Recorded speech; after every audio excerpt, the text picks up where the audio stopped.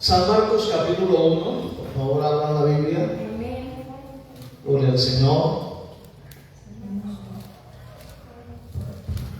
Hoy comenzamos el estudio de este Evangelio. Con la ayuda del Señor iremos pasaje por pasaje, capítulo por capítulo. No, pero es que lo necesito aquí porque estoy colgado. Gloria al Señor. Ya estamos ahí, hermanos. Pidámosle al Señor que nos bendiga entonces. Señor Dios Todopoderoso, Creador del cielo y de la tierra, te damos gracias, Señor, en esta noche. Te pedimos que nos bendigas ahora cuando vamos a estudiar tu palabra. Queremos que la misma sea de bendición para todos los que estamos aquí, los que están allá, oh Dios, en las redes, y los que luego van a escucharlo, Señor, que sea de bendición también para ellos. Abre nuestro entendimiento y danos luz para ser bendecidos y edificados a través de tu palabra. Te lo pedimos en el nombre de Jesús y te damos a ti las gracias. Amén, Señor. Amén. Bien, tomen asiento, hermanos. A manera de introducción, algunos datos importantes con respecto al Evangelio de San Marcos. El Evangelio de San Marcos fue escrito o fue dirigido para los romanos. Cada uno de los 4 evangelios que usted y yo conocemos tiene un enfoque hacia un auditorio. En el caso de San Marcos fue dirigido para los romanos, para el imperio del que estaba gobernando en aquel entonces, en el tiempo de Jesús.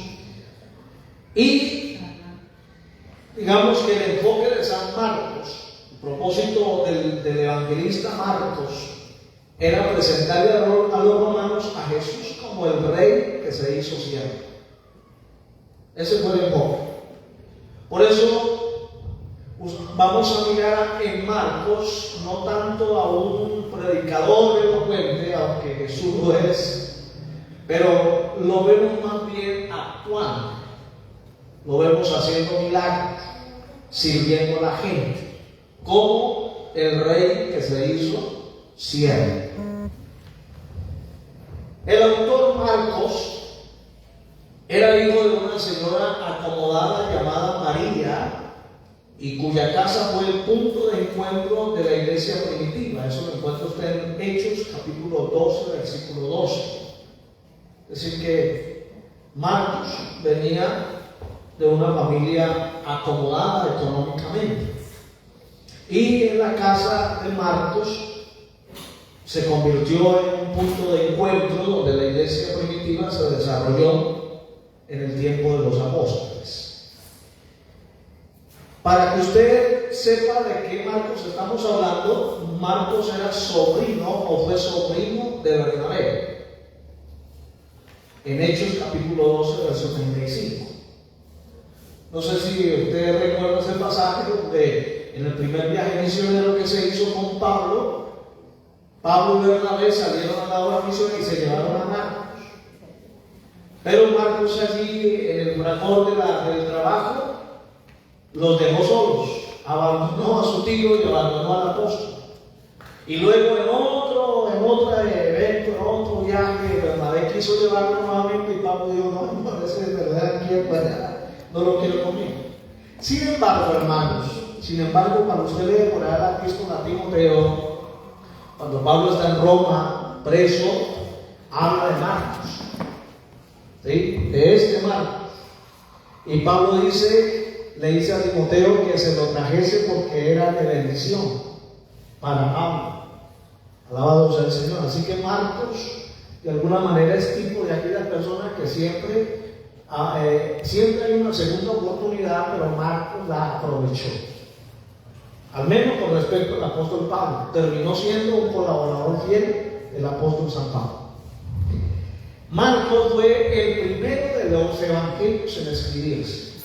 Es importante este datico, ya se lo voy a explicar por qué. De los 4 evangelios fue el primero en escribirse. La fecha, bueno, no es muy importante la fecha, pero está aproximadamente para el año 55 después de Jesús que se haya escrito el Evangelio de Marcos. ¿Por qué es importante decir esto? Porque los otros evangelios, en el caso de Lucas y Mateo, la fuente de información que ellos utilizaron fue el Evangelio de Marcos. ¿Sí? Es decir, que ellos echaron mano ya de lo que Marcos había escrito para ellos también desarrollar su Evangelio, el de Lucas, el de Mateo. Y esto pues podemos corroborarlo diciendo que de los 661 versículos, escuche esto, de los 661 versículos del Evangelio de Marcos, solo 24 de ellos no se encuentran en el Evangelio de Mateo y Lucas. Quiere decir que el resto del Evangelio usted lo encuentra en el Evangelio de Lucas y en el Evangelio de Mateo. Es decir, que estos dos evangelistas echaron mano de la información que Marcos desarrolló en su Evangelio. Bendito sea el Señor. ¿Cuál fue la fuente de información que tuvo Marcos? Según los que han hecho el estudio, la fuente de información que usó Marcos para escribir su Evangelio fueron las enseñanzas y lógicamente el testimonio del apóstol Pedro. El apóstol Pedro. Es decir, que Marcos se hizo al lado de Pedro y le escuchaba todo lo que Pedro aprendió, vio de Jesús, y entonces Marcos lo recopiló y de ahí pues desarrolló su Evangelio. Alabado sea el Señor.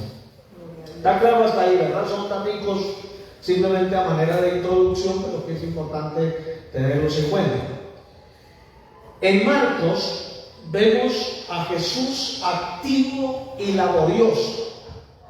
Por eso decíamos al comienzo que el enfoque que Marcos le da es presentar a un rey que se hizo siervo, que no vino a ser servido, sino a servir.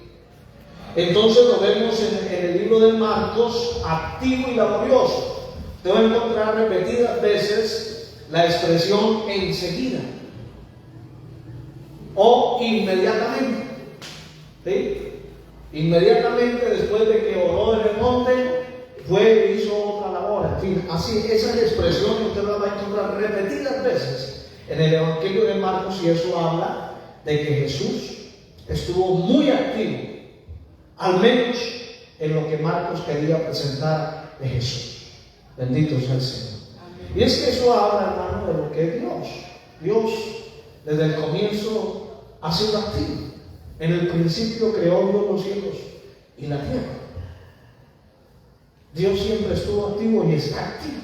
Amén, gloria a Dios. Amén. A veces la gente cree que Dios no hace nada, pero Dios está trabajando siempre.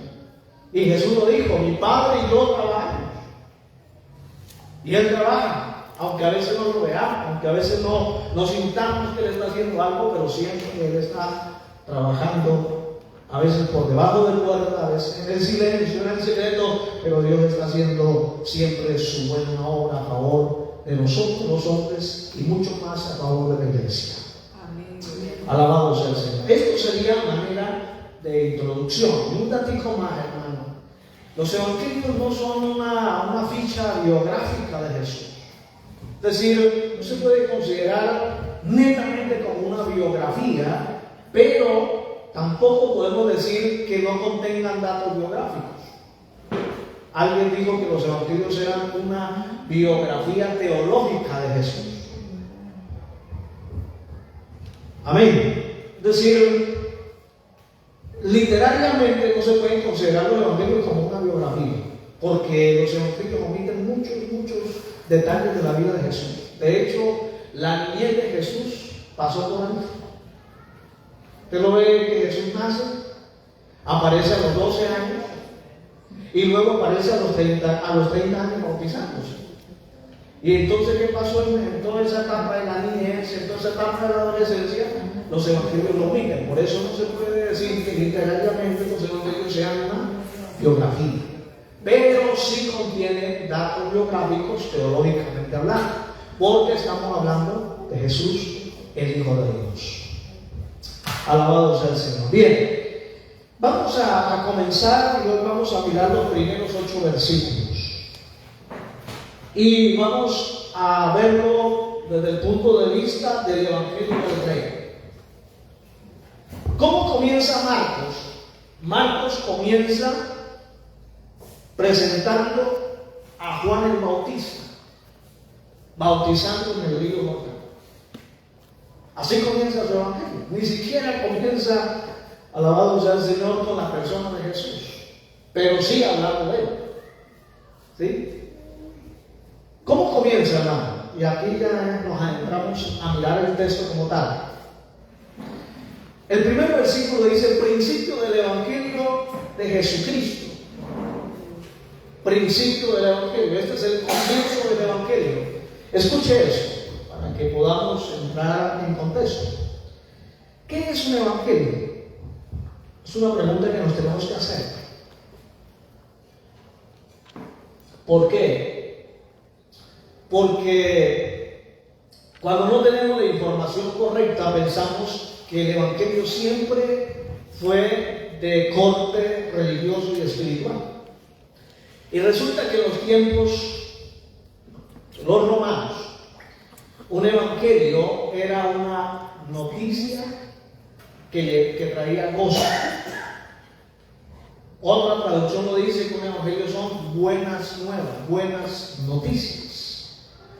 Pero escuche esto: en los tiempos de Jesús había muchos evangelios, es decir, muchas buenas noticias, pero siempre desde el punto de vista militar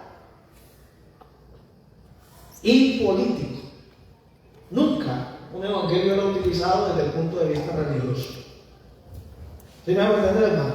Es decir, había una victoria, por decir algo, del ejército de Roma en algún lugar, entonces el que traía la buena noticia traía un evangelio. ¿Sí? Para que lo entendamos. Un evangelio es simplemente una buena noticia, algo que alegra, algo que produce gozo escuchar. Pero el contenido de ese evangelio era militar y era político, no era religioso. Entonces Marcos nos presenta, dice, el principio del evangelio de Jesucristo. Es decir, que el Señor Jesucristo vino a traer su propio evangelio, pero no de corte militar ni político, sino religioso, espiritual, teológico, si lo pudiéramos decir así.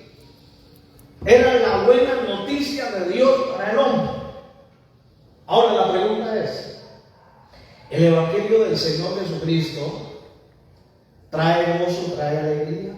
Amén. ¿Produce gozo en aquellos que lo escuchan? Amén. Gloria a Dios. Sin lugar a duda. De hecho, usted y yo somos testigos de ello. Amén. Usted y yo estamos aquí producto de ese evangelio. Amén. Amén. Amén. Entonces, mire lo curioso que hace Marcos. Marcos no dice: miren que hay muchos evangelios religiosos. No, digo, el principio del evangelio de Jesucristo. Porque es importante decir esto, es que el contenido de lo que Marcos va a desarrollar a continuación viene de la persona de nuestro Señor Jesucristo. Es decir, que de quien Él va a hablar y a quien Él va a presentar, el evangelio que Él va a proyectar, se enfoca en la persona de nuestro Señor Jesucristo. Ni siquiera en el testimonio de Él, ni siquiera en la experiencia que Marcos pudo haber tenido con el Señor. Ni siquiera eso es relevante para Marcos. Lo importante para Marcos era presentar el evangelio que Jesucristo vino a traer al hombre. Que dicho sea de paso, hermano, lo podemos condensar en una verdad, y es que el Señor vino a morir por los pecadores para ofrecerles vida eterna. si ellos se atreven a creer en Él. Amén. Esa es la buena noticia. Que hay perdón para los pecadores que se arrepienten y que creen en Él. Esa es la buena noticia. Ese es el Evangelio del Señor. Aleluya. Entonces, lo primero que tenemos nosotros que rescatar es eso. Estamos hablando de un Evangelio ya ahora de corte religioso, lógico, espiritual, pero que lo trajo no cualquiera, sino el Hijo de Dios. Por eso lo que sigue es importante también. Principio del Evangelio de Jesucristo, Hijo de Dios. Y esto, pues lógicamente, muestra el origen de Jesús. Jesús no apareció de la nada por ahí, no. Jesús vino de Dios. Él es el Hijo de Dios. Y esa figura humana que Marcos tal vez vio, o que en el caso particular, de manera presencial, Pedro vio, no era cualquier ser humano. Su origen era de Dios. Por eso Marcos escribe, Hijo de Dios. Amén, hermano. No puede decir que Jesús no es cualquier ser humano. Aunque Jesús fue tan humano como usted y como yo, no podemos colocarlo al mismo nivel de nosotros los seres humanos. Es decir, él fue tan ser humano, tan humano como usted y como yo, pero no fue cualquier ser humano. Porque aunque siendo humano, venció el pecado. Se mantuvo íntegro. Aunque fue tentado en todo, pero sin pecado. Porque su esencia, su naturaleza es divina. Él es el Dios hecho carne. Alabado sea el Señor. Entonces, por un lado, Marcos exalta su origen, que es divino, y por el otro lado muestra su carácter divino, Hijo de Dios. Es decir, esa figura humana que vemos ahí no es cualquier ser humano, es Dios hecho carne. Por lo tanto, el evangelio que él trae, pues es el evangelio del Señor, el evangelio de Dios. Son las buenas nuevas de Dios para el hombre. Vale la pena creerlo, ¿cierto? Vale la pena aceptarlo, vale la pena escucharlo y vale la pena que ese evangelio produzca el gozo y la alegría que traía un evangelio, una buena noticia. Bendito sea el Señor. Mis hermanos queridos, es muy importante que nosotros como iglesia rescatemos estos detalles de Jesús, porque hoy hay como un ataque casi que frontal contra la persona de nuestro Señor Jesucristo. Lo quieren hacer ver de muchas formas de lo que Él no es. Para algunos Jesús simplemente es un rabí más, un maestro más, un profeta más. ¿Eh?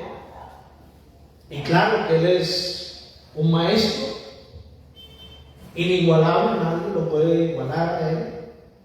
Él es un profeta de Dios, claro que sí. Pero más que eso, hermano, Jesús es el Hijo de Dios. Amén. Es Dios hecho carne. Amén. Por eso todo lo que emanó de los labios y todo lo que Jesús hizo mientras estuvo aquí en la tierra tiene un sumo valor espiritual para ustedes y para mí, que somos sus seguidores. Pero hoy hay una guerra frontal contra la persona del Señor Jesucristo. Alabado sea el Señor. Pero Marcos, en su evangelio, rescata su origen y su carácter divino. Él es Dios. Él es el Dios todopoderoso, el Dios todo sabio, el Dios que conoce todas las cosas, el Dios omnisciente. Amén. El Dios que cuando llegó el momento de morir, murió, pero también resucitó desde los muertos. Y ahora está sentado a la diestra del Padre y desde allí intercede por todos y cada uno de nosotros. Amén. Amén, hermano. Ese es el evangelio. Y los evangelios, los demás evangelios, pues lógicamente también están enfocados en la persona del Señor Jesucristo, sino que están dirigidos hacia hacia otra población, digámoslo así, hacia otro auditorio, hacia otra clase de personas, y muestran a Jesús desde otra faceta, desde otra expectativa, diferente a la que Marcos nos quiere presentar, que es el rey que se hizo siervo, que no vino a ser servido, sino a servir. Bendito sea el Señor. Versículo 2 dice: como está escrito en Isaías el profeta, he aquí yo envío mi mensajero delante de tu paz, el cual preparará tu camino delante de ti.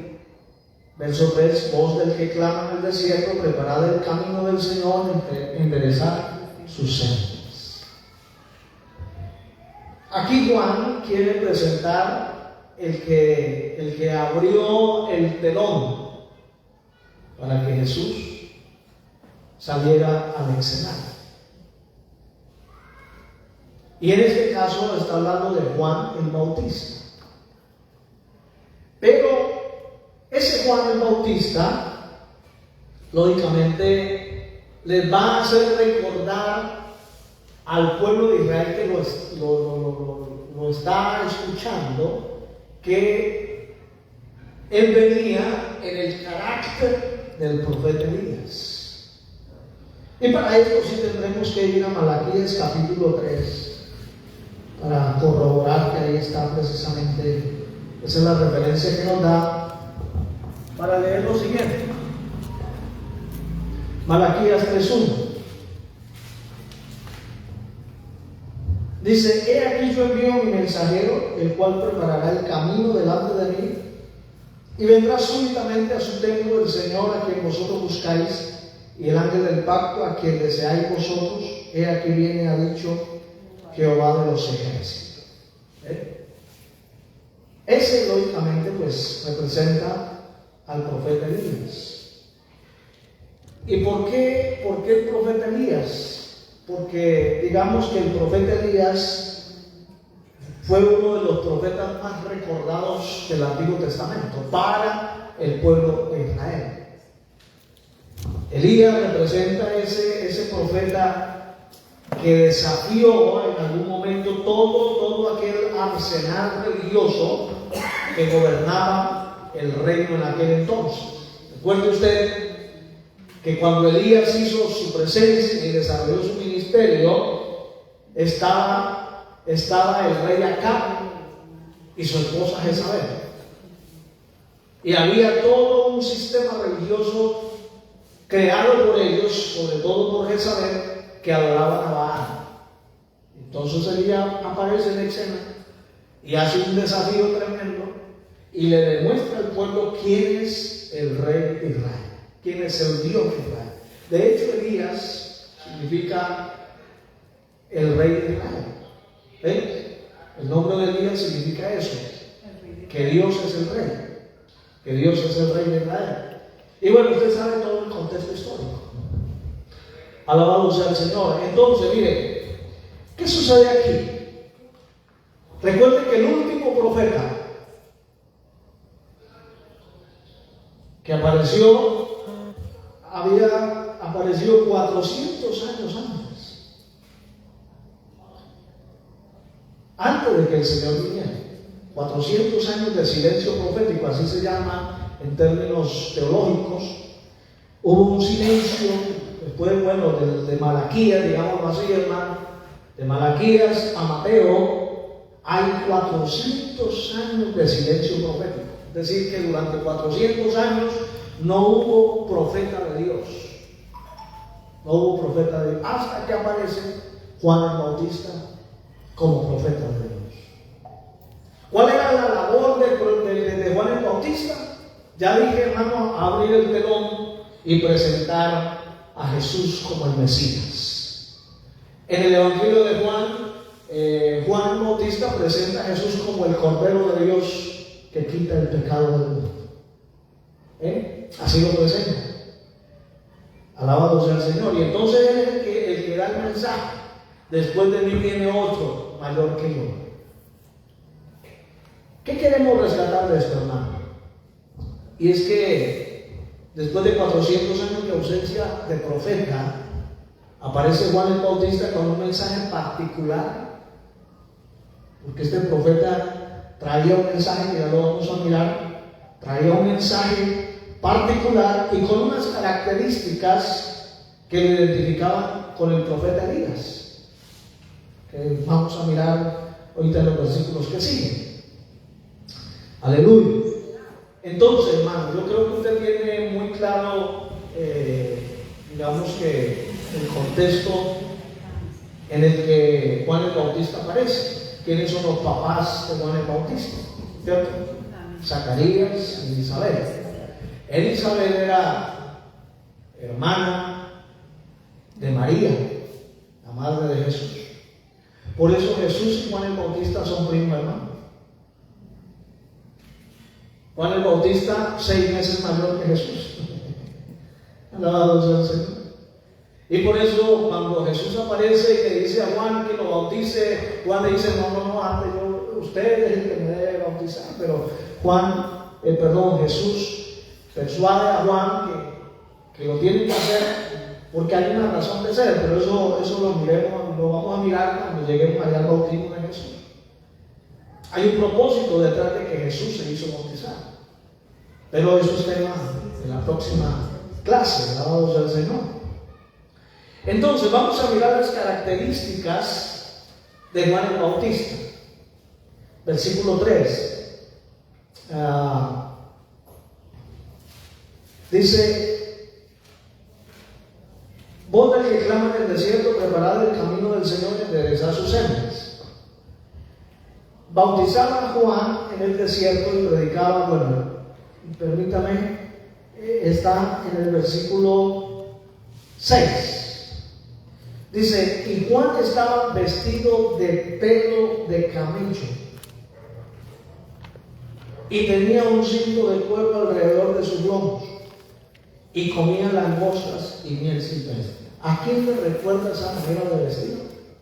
Si no es al profeta Elías. En el segundo libro de Reyes, capítulo 1, te va a encontrar que Elías prácticamente estaba vestido de la misma manera. Entonces, la presencia de Juan el Bautista les estaba recordando a los israelitas que ese mensajero que terminó el profeta Malaquías, es decir, que lo iba a enviar antes de la venida del Señor, estaba hablando de este Elías, no encarnado en Juan el Bautista, porque aquí nosotros no creemos en encarnación ni nada de estas cosas. Amén. Sino que Juan el Bautista iba a venir en el poder y en la autoridad del ministerio de Elías. Dios no iba a usar tanto como Dios usó a Elías en su momento. Amén. Si Elías presentó y le demostró al pueblo de Israel quién era el Dios de Israel, pues Juan el Bautista iba a presentarle al pueblo de Israel la buena nueva de que Dios se había hecho carne y que Él estaba en medio de ellos. Y que a través de la persona de Jesús, Dios iba a manifestar toda su gloria a favor de nosotros. Esa es, digamos, que el cuadro que Marcos quiere presentar aquí. Pero ¿por qué es tan importante, hermanos, y resaltar la manera como Juan el Bautista estaba vestido? O sea, ¿a quién se le ocurre en medio de un desierto? Porque Juan estaba en un desierto. Al lado del río Jordán estaba bautizando. ¿Dónde estaba Elías allá cuando habla de Segunda de Reyes? ¿No estaba al lado del río Jordán también? ¿Sí? Entonces, ¿pero a quién se le ocurre vestirse de un vestido de piel de camello bien grueso en semejante calor? Amarrado con un cinto. Pues eso era como para mostrar que Juan el Bautista era diferente a todos, y eso iba a llamar la atención, y de alguna manera, escúchame bien, la gente que lo veía por curiosidad quería saber qué es lo que estaba diciendo el profeta, porque su manera de vestir pues no era usual. ¿Sí me van a entender? Eso es como aquí en estas calores vestir siempre con saco y corbata? ¿A quién se le ocurre cotidianamente tener saco y corbata en estos calores intensos que tenemos? Entonces eso hacía que Juan el Bautista llamara la atención. Y por eso uno encuentra que le fue bien a Juan el Bautista, ¿no? Las multitudes lo seguían a Juan el Bautista. Y ya nos vamos a dar cuenta del tipo de mensaje que Juan el Bautista daba. No era esos mensajitos que hoy escucha uno. Ya lo vamos a ver. Pero es importante reseñar esto que acabamos de decir. Y esto de alguna manera habla del carácter de los profetas de Dios. Los hombres de Dios tienen que hacer la diferencia, no solamente en su vestido, sino en su carácter. No cualquiera puede ser siervo de Dios. No cualquiera que sepa predicar ya es un siervo del Señor. Sino que tiene que haber un carácter que lo defina como siervo de Dios. Y tiene que hacer la diferencia. Lógicamente, no puede ser alguien que adopte todas las costumbres de la sociedad, que se vista de cualquier forma y que viva de cualquier manera. No, tiene que hacer la diferencia. Tiene que vivir y lógicamente portarse como un hombre o como una mujer de Dios. Amén. Que llame de alguna manera que la gente vea algo distinto en la vida de quienes proclaman ser hombres y mujeres de Dios. Habla dice que comía langostas y miel silvestre. Las langostas tienen que ver con los grillitos esos que usted y yo conocemos, un poquito más grandes. Yo no sé qué apetitoso sea comer langosta. ¿Alguien ha comido langosta? No sé qué tan apetitoso sea y acompañado de miel silvestre, pero esa era la comida de Juan el Bautista, de eso se alimentaba. Y esto da al traste con los profetas de hoy, porque los profetas de hoy exigen un montón de prebendas para sí cuando quieren ir a predicar para allá. Y tienen que ser la mejor comida y el mejor hotel y en todas las comodidades habidas y por haber, supuestamente para predicar la palabra del Señor, porque es el profeta de Dios. Pero mira, hermano, este profeta, que dicho sea de paso, Jesús dijo que de los nacidos de mujer no había uno más grande que Juan el Bautista. Gloria a Dios. ¿Sí se da cuenta, hermano? Jesús lo exaltó. Dijo que no había otro mayor que Juan el Bautista de los nacidos de mujer. Así que, aunque el ministerio de Juan el Bautista fue demasiado corto, pero fue demasiado poderoso, que Jesús mismo lo exaltó. Así que Juan el Bautista no era cualquier profeta. Sin embargo, hermano, habla de su sencillez en su vida, su humildad en su diario caminar. No era orgulloso, da el traste con los de hoy, hermano, que son encopetados. Y hay que extenderle alfombra roja para que pase.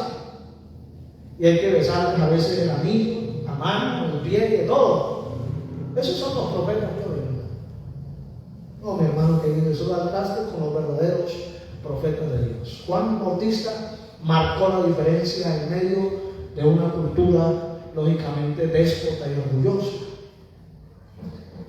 Y vuelvo y digo, no es que el llamado sea que nos vamos a vestir de manera descabellada, pues no, lo normal, pero con un carácter de hombre y de mujer de Dios. Amén.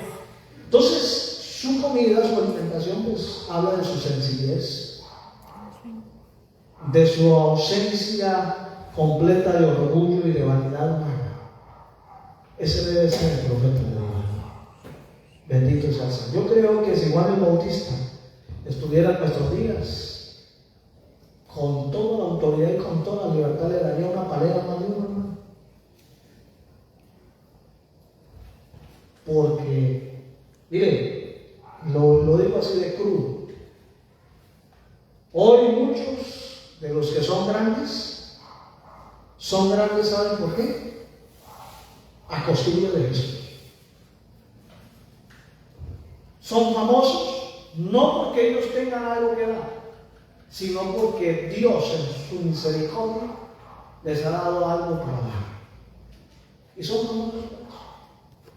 Es decir, hermano, que son ricos, millonarios, famosos, poderosos, a costillas de Jesús, a costillas del Evangelio del Señor.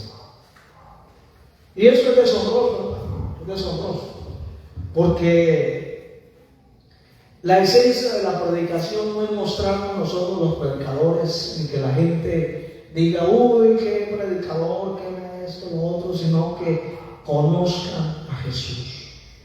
Esa es la esencia de la predicación.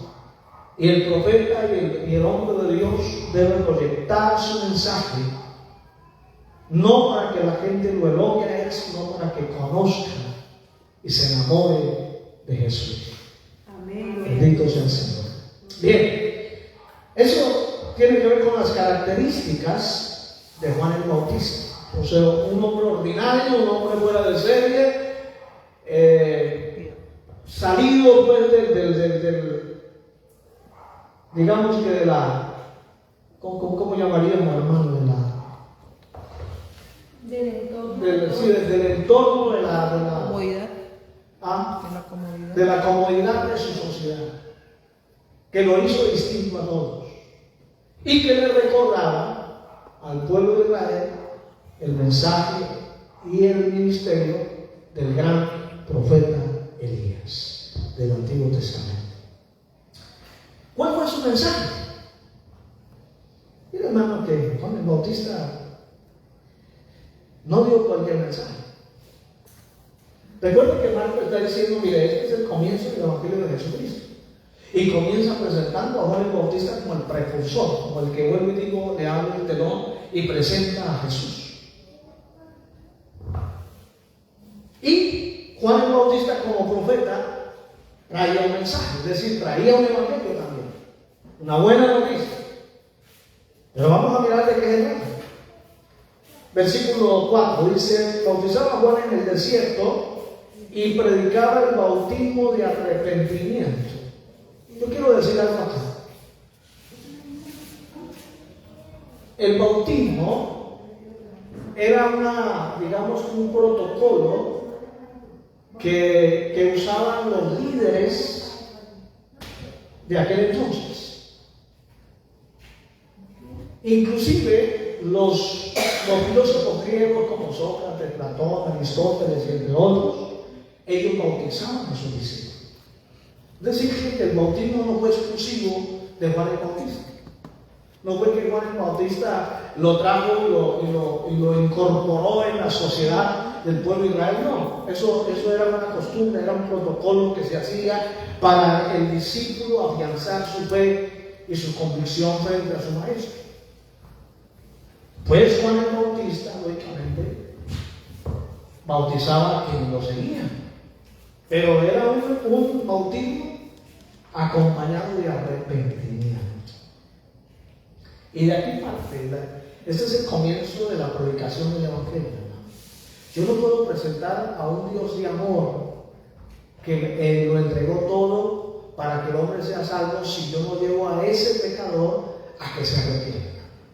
Amén. Es decir, hermano, yo puedo presentar el Evangelio cuán maravilloso que es, pero no puedo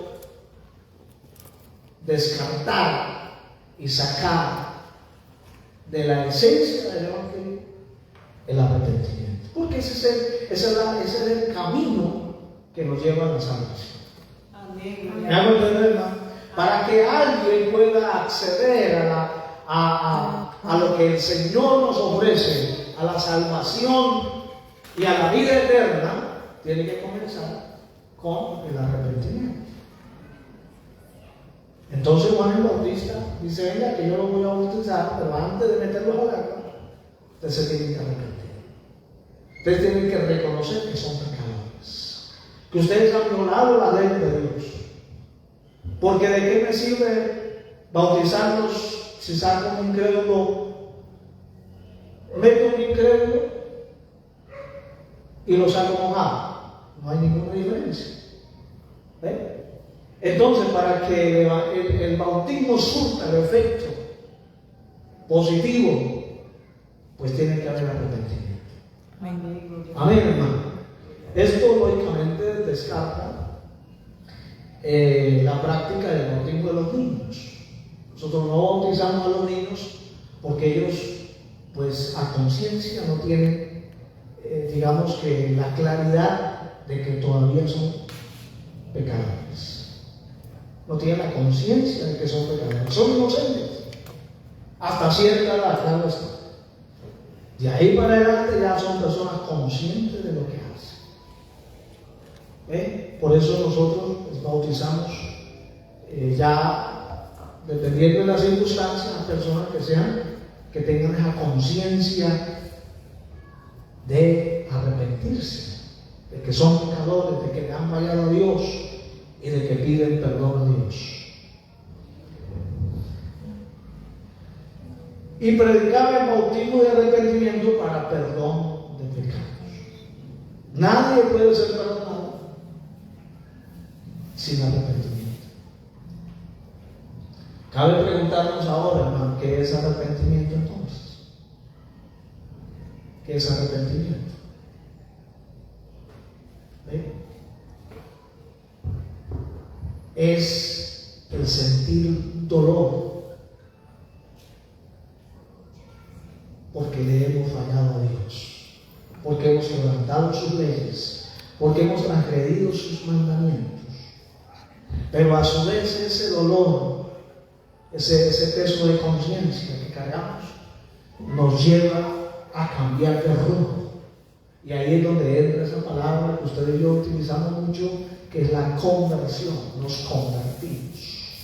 El arrepentimiento lleva al pecador a la conversión, a un cambio de vida, a un cambio de mente. Y lógicamente pues, ese cambio se ve traducido en sus actos diarios. Ya no es el mismo que conocíamos, ya no es el mismo de antes, ya su manera de vivir es diferente, su manera de hablar es diferente, su manera de racionalizar es diferente, porque eso lo hace la conversión. Pero para que exista la conversión tiene que haber arrepentimiento. Ahora yo le pregunto a usted, hermano, ¿se parece al mensaje de los predicadores de hoy? Yo no sé si es que a los predicadores les da miedo hablar de arrepentimiento. Yo no sé si es que eso no se, ya en el círculo de los grandes predicadores ya no es necesario decirle a la gente, venga, usted es un pecador, que si no se arrepiente, lo que le espera es el infierno si se muere. Esa es la gran verdad, así de sencillo, de crudo como suena, pero esa es la realidad. Si una persona muere sin arrepentimiento, sin reconocer que ha sido un pecador y sin haber confesado delante de Jesús, que es nuestro redentor, sus pecados, pues lo que le espera es la condenación eterna. Amén. Por eso Juan el Bautista predicaba el arrepentimiento. ¿Y a quiénes se lo estaba predicando? A los judíos. A los que creían que ellos eran, mejor dicho, los hijos mimados de Dios. Y entre ellos estaban los fariseos que se creían la última Coca-Cola del desierto. Y les decía a ustedes, aunque guardan supuestamente entre comillas la ley de Moisés, son los pecadores que necesitan arrepentimiento. Luego usted lo ve en el Evangelio de Mateo que le dice: ustedes son como unas víboras que salen del fuego huyendo. ¿Quién les enseñó a huir de la furia de Dios? Diciendo que vengan ustedes que se creen tan religiosos, porque vienen a bautizarse. Alabado sea el Señor. Bien, vamos a ir redondeando en esta noche. El versículo, bueno, vamos a seguir leyendo el versículo 6. Salían a él de toda la provincia de Judea y todos los de Jerusalén eran bautizados por él en el río Jordán, confesando sus pecados. ¿Sí se da cuenta, hermano? Que Juan el Bautista les hacía primero un proceso de confesión. Y no era que se colocaba detrás de un confesionario a oír los pecados de los hombres, no. Les predicaba, les decía: mira, ahí mientras usted hace fila, porque era una fila interminable, mientras usted está haciendo fila, confiese sus pecados a Dios. Pídele perdón a Dios. Arrepiéntete de tu pecado. Pues cuando ya llegaba el turno, ya el tipo estaba más confesado que volverle a decir. Y puso su sumergido y lo bautizaba confesando sus pecados. Bendito sea el Señor. Se hace necesario, hermano, volver a este tipo de prédicas. Amén. Porque eso es lo que va a llevar al pecador a que se arrepienta. Yo siempre tengo algo para mí, lo digo con toda la seriedad del caso. Ningún pecador se va a arrepentir a menos de que yo sea capaz de hacerlo sentir que es un pecado. ¿Y cómo lo hago? A través de la palabra, a través de una prédica como esta. Es diciéndole la verdad de que si no se arrepiente y llega a morir, lo que le espera es el infierno. Pero que si aprovecha la oportunidad y confiesa sus pecados, los brazos del Señor están abiertos. Y la persona elige qué es lo que quiere hacer. Verso 6 dice: Juan estaba vestido de pelo de camello y tenía un cinto de cuero alrededor de su lomo y comía langosta y miel silvestre. Verso 7. Y predicaba diciendo: viene tras mí. Es decir, su mensaje estaba acompañado de la buena noticia. Viene tras mí el que es más poderoso que yo. Algunos decían: uy, Juan el Bautista, qué profeta de Dios. Dice: no se emocionen tanto con esto. Detrás mío viene uno más poderoso que yo, a quien no son dignos de desatar encorvado la correa de su casa. ¿Quién era el que le lavaba los pies a los itinerantes en los tiempos bíblicos? Un esclavo, el más pequeño de los esclavos. Y lo que Juan está diciendo acá, es decir, se está colocando en calidad de ese esclavo. Pero dice: yo no soy digno ni siquiera de desatar la correa de las sandalias del Señor. Soy el más pequeño, comparado con él soy nada.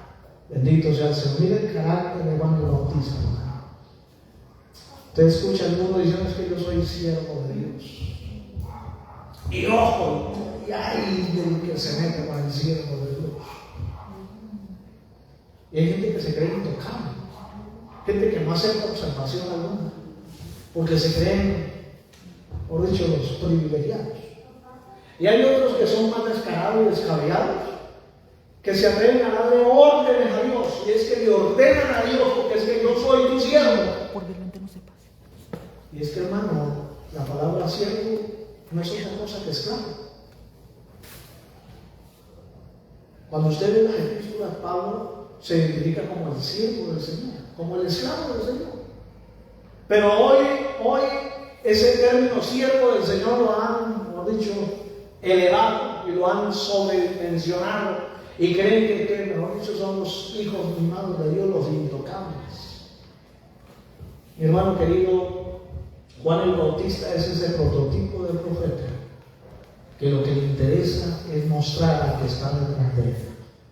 Que la gente no lo vea a él, sino que vea al que está detrás. Bendito sea el Señor. Versículo 8, vamos terminando. Dice: yo la verdad os he bautizado con agua, pero Él os bautizará con Espíritu Santo. Aquí hay una aplicación, yo lo que quiero decir, y es que Juan está diciendo a la multitud: yo los voy a bautizar a ustedes en agua para que sus pecados sean perdonados. Es decir, una limpieza corporal. Pero detrás mío, al que yo estoy anunciando, al que realmente me debo a Él, que yo no soy digno ni siquiera de limpiarle los pies a Él, Él los bautizará en Espíritu Santo. Mateo dice en Espíritu Santo y fuego. Pero aquí habla: Él los bautizará con Espíritu Santo. Es decir, hermano, lo que Juan está diciendo: yo los bautizo para una limpieza corporal, física, externa. Pero el que viene tras mí los va a bautizar internamente, espiritual. decir, hermano, que el que hace la obra en el pecador es el Señor Jesucristo a través de su Espíritu Santo. Amén, gloria a Dios. Él es el que escudriña, Él es el que nos limpia, Él es el que nos santifica. Y también es el que nos empodera para predicar con unción el mensaje del Evangelio. Gloria a Dios. Alabado sea el Señor. Y con esto, hermano, lógicamente, Juan el Bautista está diciendo, Él es el que lo va a empoderar a ustedes. Porque yo llegaré el momento en que me voy a hacer a un lado. Pero quienes van a seguir predicando bajo ese poder del Espíritu serán ustedes, pero empoderados por aquel que está detrás de mí. Amén. Por el que es más grande que yo. Alabado sea el Señor. ¿No le parece a usted, hermano, que nos tenemos que dar un baño de este bautismo de Juan el Bautista? Gloria a Dios. O sea, a manera de ilustración, nos tenemos que bautizar con el bautismo de Juan el Bautista. Y saber que el grande aquí es el Señor y no nosotros. Amén, gloria a Dios. Por más que el Señor nos quiera usar y lo haga, por su gracia, su amor, su misericordia, lo hará siempre por eso, por su gracia, algo inmerecido. No porque seamos nosotros, no, es porque Dios le habla así. Pero siempre el grande será Él. Y el hombre de Dios siempre reconocerá que todo lo que Él es y lo que Dios le ha permitido hacer ha sido por la gracia y la misericordia de Dios. Entonces, hermano, ¿qué podemos decir para finalizar? Que Marcos abre su evangelio no presentando la persona de Jesús como tal, sino dando el anuncio que este es el evangelio del Señor Jesucristo, pero proyecta en primera medida, esa es la manera como Marcos abre su evangelio, presentando a Juan el Bautista con sus características, con su carácter de profeta de Dios, pero que a su vez ese Juan el Bautista abre el telón y presenta el que realmente es importante. Amén, gloria a Dios. A Jesús de Nazaret. Mi hermano querido, la iglesia y los predicadores debiéramos volver al comienzo a predicar a Jesús. Más que predicarnos nosotros, más que predicar de nuestras experiencias, más que predicar del conocimiento que tengamos, de los logros, en fin, de los, bueno, qué sé yo, un montón de cosas de las que hoy hacen alarde los predicadores, deberíamos volver al comienzo del Evangelio de Jesús y presentar al que realmente es importante, al que puede de verdad hacer algo por la humanidad, ofrecerle la salvación, perdonarlo si se arrepiente. Y es presentar a Jesús de Nazaret. Amén, gloria a Dios. Que Dios nos bendiga en esta noche. Amén. Gloria al Señor. Padre, gracias por la bendición que nos regalas de haber podido estudiar estos versículos del Evangelio de Marcos.